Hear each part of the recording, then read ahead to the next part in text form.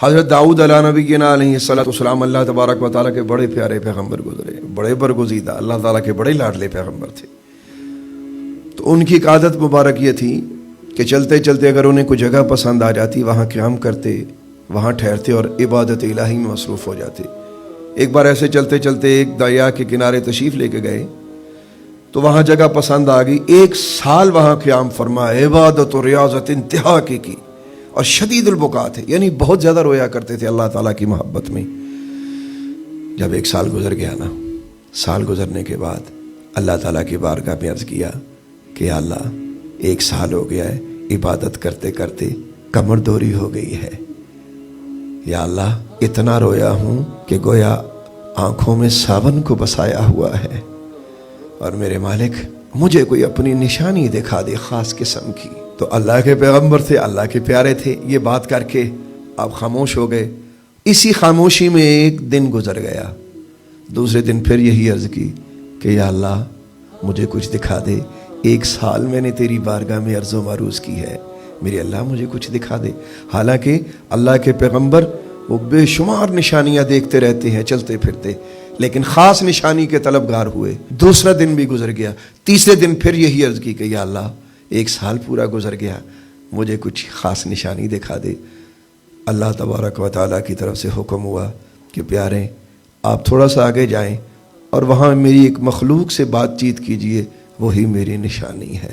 حضرت داؤد علیہ السلام حیران کہ یا اللہ یہاں تیری نشانی کیا ہے؟ وہ نشانی حضرت داؤد علیہ السلام تھوڑا سا آگے گئے اور آپ نے زمین کی طرف توجہ فرمائی، دیکھا تو ایک مینڈک آپ کے سامنے ہے، اور وہ مینڈک آپ کو پکار کے کہتا ہے یا داؤد، اے اللہ کے مقرب ترین نبی حضرت داؤد علیہ السلام، آپ کو تو صرف 1 سال ہوا ہے اللہ کی بارگاہ میں عبادت و ریاضت کرتے ہوئے اس دریا کے کنارے، میں 60 سال سے اللہ کی عبادت کر رہا ہوں اور میں نے اپنے اللہ سے کبھی کچھ نہیں مانگا۔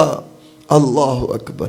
حضرت داؤد علیہ السلام نے جب یہ سماعت کیا تو حضرت داؤد علیہ السلام پر نہایت گریہ طاری ہوا، نہایت گریہ طاری ہوا۔ اور پھر حضرت داؤد علیہ السلام نے 1 سال وہاں اور عبادت و ریاضت کی۔ اللہ والوں کی یہی عادت ہوتی ہے، دنیا والوں کی بھی جیسے عادت ہوتی ہے، کسی جگہ سے گزرتے ہیں، ہمارے اکثر دنیا دار ہم نے بھائی دیکھے تو بڑا سا پلاٹ دیکھ لینا، کہتے ہیں یار جی پلاٹ میرے کل کتے ہوئے نا وڈی ساری مارکیٹ تھے میں پانی۔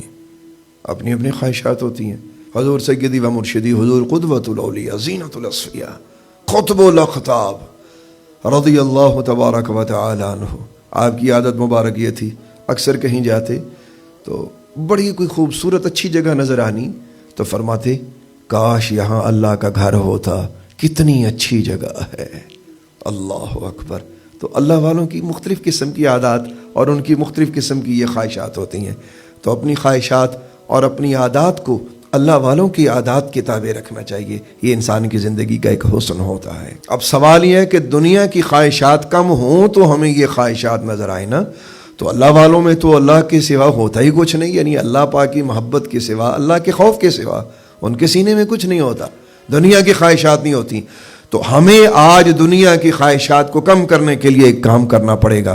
آئیے میں اس کی طرف آپ کو لے کے چلتا ہوں۔ سرکار دو عالم علیہ الصلوۃ والسلام نماز کے لیے تشریف فرما ہوئے تو آپ نے دیکھا کہ مسجد میں بیٹھے کچھ لوگ ہنس ہنس کے باتیں کر رہے ہیں۔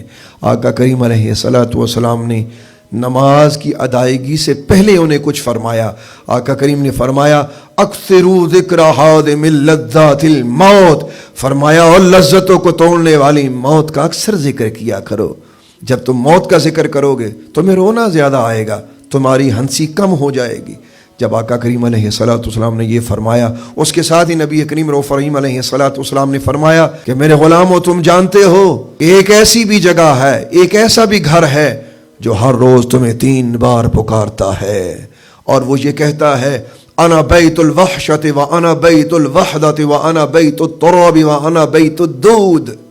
وہ کہتا ہے کہ میں وحشت کا گھر ہوں، میں تنہائی کا گھر ہوں، میں مٹی کا گھر ہوں، میں کیڑے مکوڑوں کا گھر ہوں، یعنی کہ قبر۔ اور بندے 5,000 ہزار گز کے گھروں میں رہنے کی خواہش رکھنے والوں، تمہیں کیوں سمجھ نہیں آتی؟ تمہارا گھر تو صرف 2.5 گز کا ہی گھر ہے. اپنی خواہشات کو کم کرو اور اپنے اس آخری گھر کو یاد کرو. دنیا کا کوئی گھر کسی شخص کو نہیں بلاتا.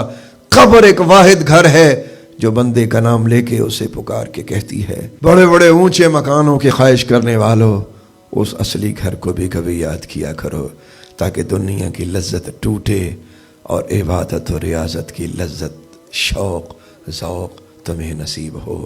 اللہ تبارک و تعالی دنیا کی لذتوں کا خاتمہ فرمائے اور اپنی عبادت کا ذوق اور شوق ہم سب کو